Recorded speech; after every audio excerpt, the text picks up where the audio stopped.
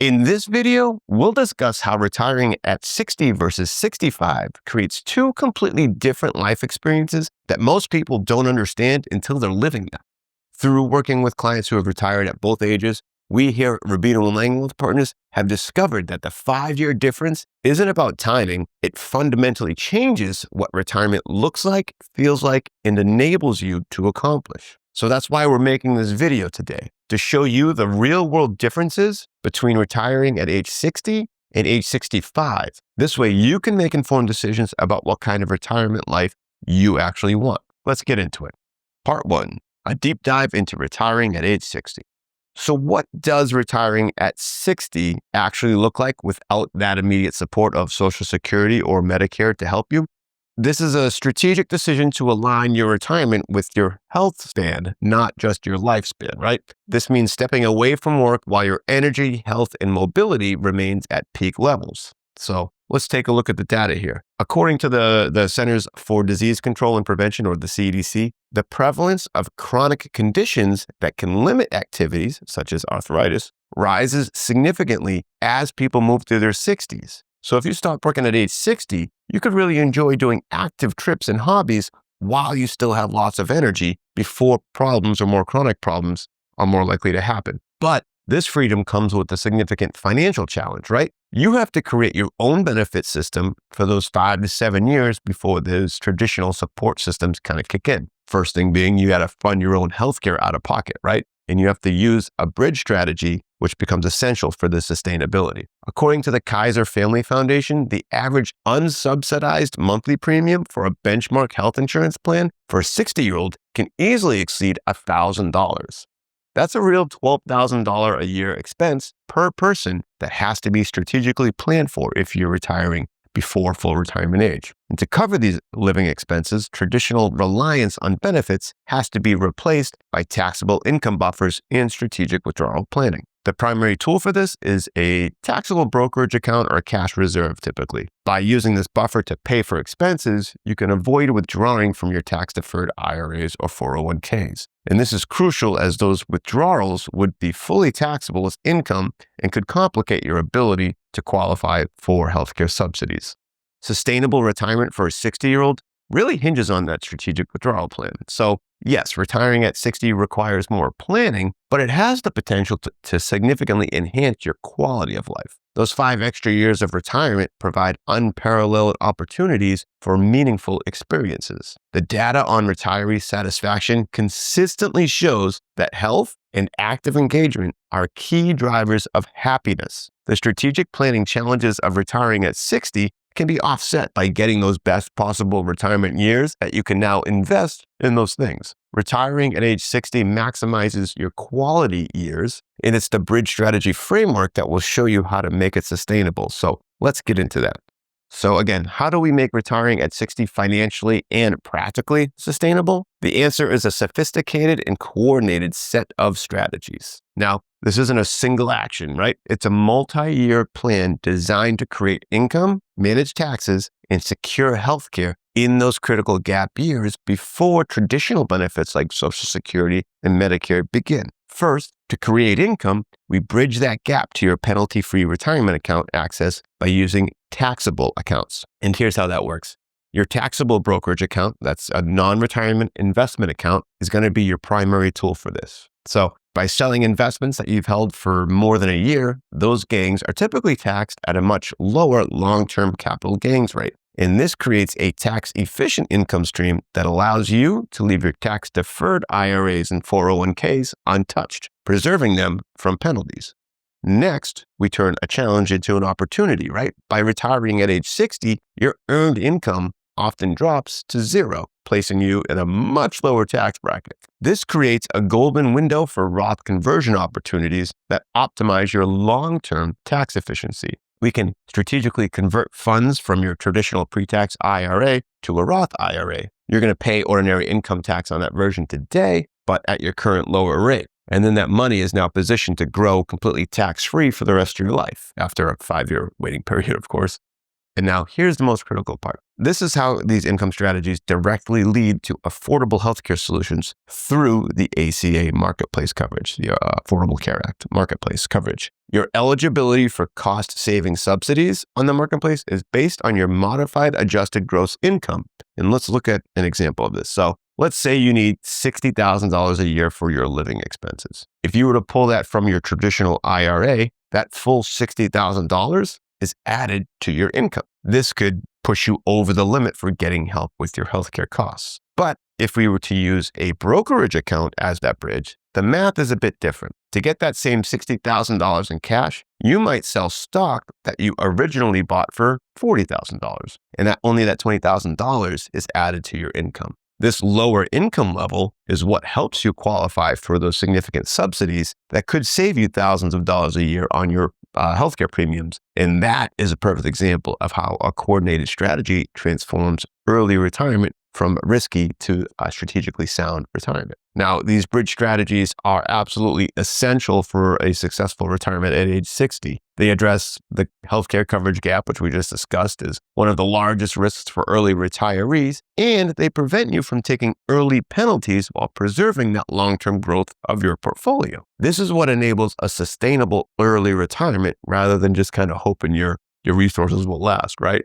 And while the bridge strategy is the financial engineering that makes retiring at age 60 possible, it's that energy and mobility advantage that makes retiring at age 60 one of the most transformational decisions that you can make. This is the ultimate return on your investment of careful planning, right? Because at its core, it's about having two things in abundance. First, it's having the better physical condition that enables travel, adventure, and those active pursuits during an early retirement. And second, it's having that mental energy and motivation for pursuing any new interests or meaningful projects in retirement. This is where you have to kind of be honest with yourself about the trade-offs of retiring at age 60 or age 65, because that energy advantage often proves more valuable than additional financial accumulation, but it's really up to you. Decades of research, such as studies from Cornell University, have shown that long-term happiness comes more from our experiences than from our possessions. And this is critical to understand because our window for certain experiences is very limited. As the National Institute on Aging reports, the risk of developing chronic conditions increases with age. Seems logical, right? This means that your health and energy decline regardless of any financial resources available. Active retirement activities have age limitations that additional savings supplies simply cannot overcome. And this is, again, where you have to be honest with yourself about that trade-off of retiring at 60 or age 65. Retiring earlier means having the capability to live out your plans. It could be the difference between a retirement defined by your abilities versus one that's defined by your limitations. And this is why retiring with extra energy can prove to be more fulfilling than retiring with maximum wealth but limited capability. And now that you understand the energy advantages of an early retirement, you might be wondering whether retiring at age 60 or earlier makes sense for your situation. So click below to book a call with us and we'll analyze your circumstances to help you make the best decisions that will lead to your ideal retirement situation. Now, let's go into a deep dive into the other path, the traditional security-first approach of retiring at age 65. What does this path provide in terms of financial security and benefit optimization? This path is designed more for maximum financial simplicity and security. And let's break down what that means. First, Medicare coverage eliminates healthcare costs uncertainty and provides comprehensive coverage. When you turn 65, you gain access to Medicare. This is a monumental shift that provides a powerful buffer against that massive financial risk of a major health event, right? Second, you gain access to a significantly higher Social Security benefit than you would if you started claiming early at age 62. For anyone born in 1960 or later, your full retirement age is 67. So claiming at 65, while not your full benefit, still locks in a much larger guaranteed inflation-adjusted income for life compared to claiming much earlier. And it might be more feasible to create a strategy to live off your savings for a shortened period of maybe 2 years until you reach that full retirement age for your Social Security benefits. And then finally, those 5 additional years of earning and saving provide substantial portfolio growth and security. This creates a powerful triple compounding effect, right? You're making new contributions, Your large existing portfolio has more time to grow, and you're not making any withdrawals from the portfolio. So ultimately, this traditional retirement timing aligns with all available benefits and reduces financial complexity. So why does retiring at age 65 create this financial ease, but potentially limit your retirement experiences?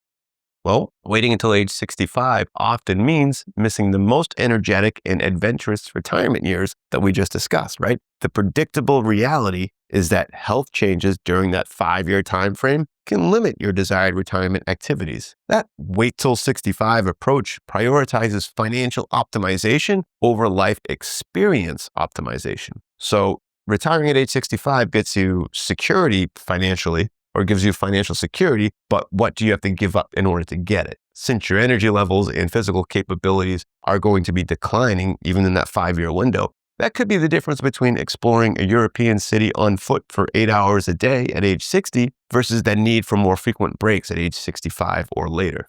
It could mean many desired retirement activities become more difficult or even impossible at age 65. And this is important to understand because lifestyle limitations often prove to be more restrictive than financial limitations for retirement satisfaction. A smaller travel budget, that can be managed with creative planning, but a physical inability to travel, you can't overcome. That's why health and energy constraints affect retirement enjoyment more than account balances do. This all leads to the most important point, right? Time has no substitute, while money has alternatives for creating a retirement security. Missed experiences and relationships can't be recovered with additional finances. And this is why we find that retirement satisfaction depends more on capability rather than just cash flow. And now that you understand these lifestyle trade-offs, let's look at how to determine which retirement age aligns with your personal priorities. So how do you determine whether retiring at 60 or 65 aligns better with your life? It starts with a structured process for making a conscious, personalized choice, moving you beyond guesswork and generic rules. Without a framework, people often make this decision based on one factor alone, right? Fear or pure emotion. The goal here is to focus on understanding the trade-offs rather than assuming that one retirement age is going to fit all situations. First, we'll take a personal assessment. This begins with an honest assessment of your health, energy, desired retirement experiences, and your family dynamics or situation. Then we're going to identify your financial readiness. And this is where you need to calculate your portfolio income needs, or your PIN as we call it, and then identify your current framework. And so this path of action afterwards. In order to calculate your PIN, you're going to want to add up all of your estimated annual spending in retirement. Again, this is your all-in number and should include everything: housing, healthcare, any travel, taxes, food, hobbies, etc. And this is going to be the total cash flow that you're going to need to fund your desired lifestyle. Next, you'll want to identify and add up all of your guaranteed or expected income sources other than what you need from your investment portfolio. This would typically include Social Security benefits, pension payments, rental income, or any planned part-time or consulting work you might be doing. And then what you're going to do is you're going to subtract those other income sources from your total spending needs. So again, if you had $60,000 a year and you're going to have $20,000 a year in income, that remaining amount, 40 grand, is the income gap that your personal investment portfolio must fill in each year. That 40 grand is your PIN. This step tells us what's mathematically possible, right? With this data, we can plan for specific strategies required. Here, we can do a side-by-side projection showing your income, taxes, and portfolio value on the retire at 60 path versus the retire at 65 path. And this helps make the trade-offs more clear and allows you to consider all of the options before moving forward. So now that you understand how retiring at 60 versus 65 creates completely different life experiences and the trade-offs involved, you can make informed choices about what kind of retirement life you actually want. If you want help determining whether retiring at 60 or some other age makes sense for your situation, click on the link below to book a call and we can discuss your circumstances to help you make the best decision. Until next time, take care.